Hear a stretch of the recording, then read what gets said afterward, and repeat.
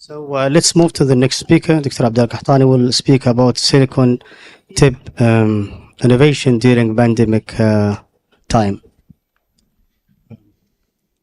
Thank you, dear colleague, and it's a pleasure again to be here. Invention of scraper during pandemic. As you know, during the pandemic, there was a shortage of supply of because of the shutdown, and sometimes we get stuck in the OR. It doesn't move. Huh? Sometimes we stuck in the OR with the limited items, not like usual. So one of those is the scraper. For example, this one, it's I'm trying to remove the BVD. It's very difficult. You know, the removing BVD is very important for any surface of the macula surgery. So I decide to create it myself. I take the tube, the venter that came in the Alcon, I cut it. Put in your mind to cut it the thinnest possible and take third of it. Because to scrape, either you have a harsh surface that you scratch with, or you have a curvature that you use it as a hook. So I'm trying to remove the BVD, replacing the scraper, trying to take it out. Whenever it's done, I take it out by the vitrectomy itself. So you need to create this cleavage, then you can do. This case also is the same. It's a young patient. I'm trying to remove the BVD. It's very difficult. You see, with the forceps, it's very difficult to take it with the forceps, because the idea is it's fragile enough to be broken, but not strong enough to be held by the forceps and take it out. So I'm showing you here how difficult it is to scratch it, and you cannot scratch all the cornea with the scraper, with the forceps, because it's a hard and can create a hole. So I decide to go back to the same things, and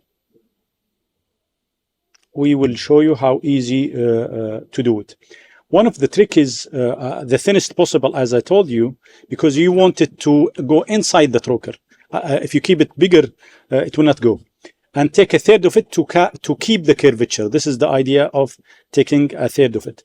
You have to have a maxi grip. Don't use the end gripping, because it's so fragile to hold it. So take either a maxi grip or a serrated forceps in a 23. If you feel it bigger, you can slice it with the blade till you have the thickness enough to go inside the trocar. Of course, the risk of drop it is high. You have to hold it. You have to control your hand all the time. And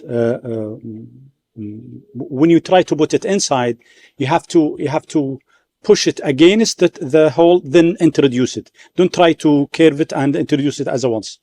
And you can use it actually as a pick to open the eye limb itself. For example, as you see in this case, we open the eye limb after removing the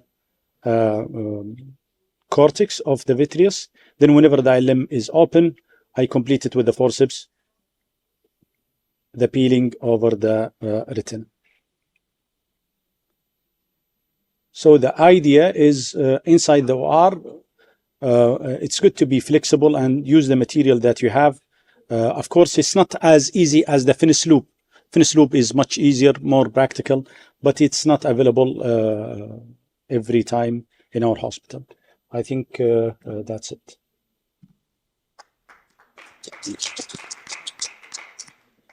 Thank you, Dr. Abdullah.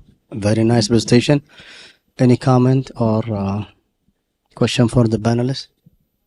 Yes, I had one comment. One of the things that you can try is the spears, the sponge. Okay, so yes. You can carry it small and go in and try to scrape. This is true. The disadvantage of the sponge, you have to grasp a big amount to have a real good head to scratch with. And if you have it small to go inside the trocar, it will be so fragile that it will not really hold the cortex. I try it also. I try it. Yes. Dr. Zaid. Thank you. Beautiful surgery. What I do sometimes is when I try to introduce objects through the trocar and they don't fit, is I take the trocar out and I go through the sclerostomy straight away. Or drop it, then put the trocar and grasp it. No. But I'll show in my session, I'll show you what I did, not with a piece of silicone, but with a piece of lens capsule. I took the trocar out. But beautiful, beautiful technique. Thank you. Of course, if it's available, the tennis scrubber is better. Tennis scrubber has a diamond dusted surface, so you use the harsh surface mainly. But I found the hooks, the soft hooks, is cheap and doesn't cost anything. Thank you, Dr. Abdullah, for a very nice presentation.